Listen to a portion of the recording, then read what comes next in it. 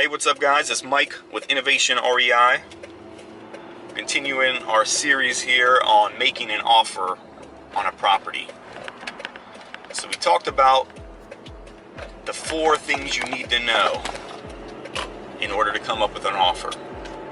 It's your ARV, quiet carrying cost, your renovation cost, and then your desired profit margin.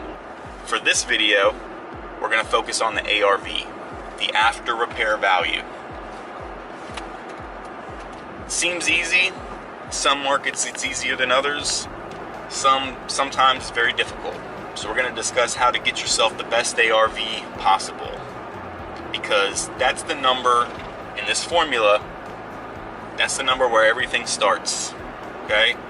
So if you're expecting to sell a house for $200,000 and you miss that number by $20,000, $30,000, depending on the profit margins you have built in, you might be in for a world of hurt. So it's very important to come up with a good number on this. How do you do that? Well, the first thing I recommend is make sure you have a realtor that you're working with that is a legitimate realtor in whatever market you're in, that truly understands the market, that has sales, has worked a number of deals. And your first thing you should do, you should be able to send it to your realtor. They can run all types of reports, pull up comps, which are homes comparable to the home that you're looking at purchasing. They can do a ton of things. They really should be able to dial in on a good estimate for what they think that home will sell for. So that's your first step, is having a good realtor locked up. And that's just one reason to have a good realtor, but that's one. 2, you can do a lot of this research on your own as well. There's sites out there, realtor.com, Zillow, there's things you can look up, properties that have sold, things like that. You need to really focus on homes that are extremely similar to what the property you're looking at is. You want to find houses as close to your house, preferably in that neighborhood or a very similar surrounding neighborhood. You want to look in the last 30 to 45 days. Some markets that are slower, you may have to go out 3-6 months for comps. Obviously, it's not as effective. You're not going to get as good of a comp, obviously.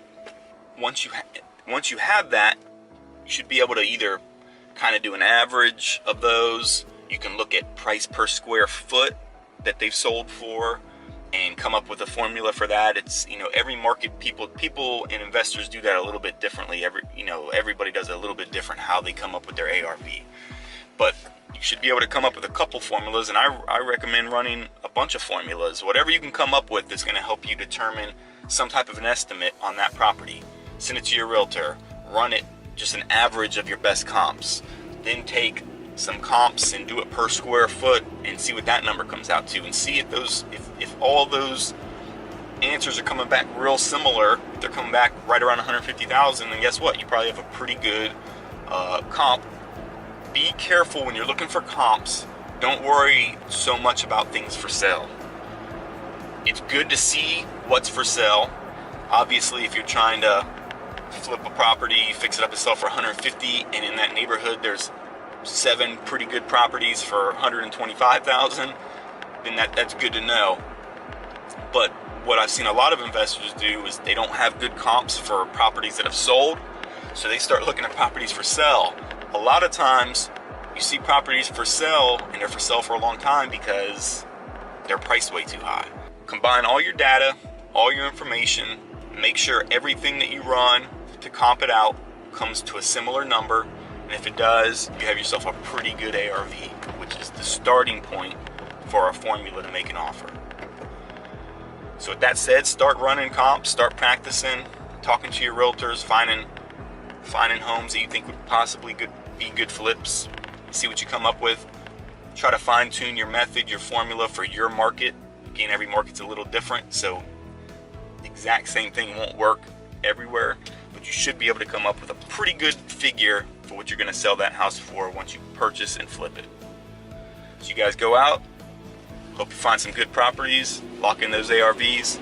I want you to check back with us on the next video in this series, where we're going to be discussing carrying/quiet costs. We'll talk to you then.